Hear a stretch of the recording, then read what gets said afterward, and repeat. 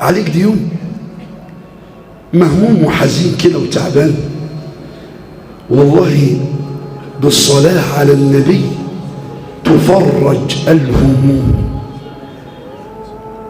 ويزول بها الغموم. يا الله، دليلك أبي بن كعب رضي الله عنه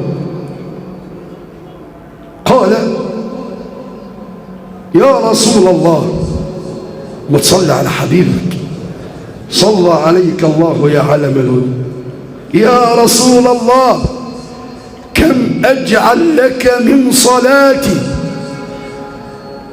يا رسول الله، لما باجي ادعي عايز اي دعوه اي امنيه بيستفتح الاول كده بالحمد والثناء على الله والصلاه على رسول الله، ده من شروط يعني استجابه الدعاء.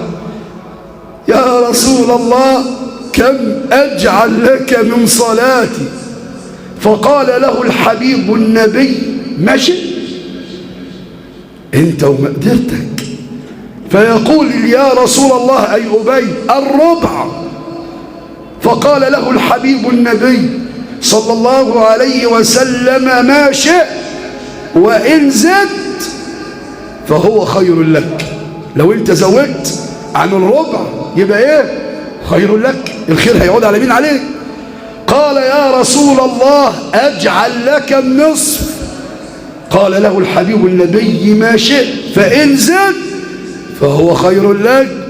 قال له: يا رسول الله، أجعل لك الثلثان. قال له الحبيب النبي: ما شئت، فإن زدت فهو خير لك.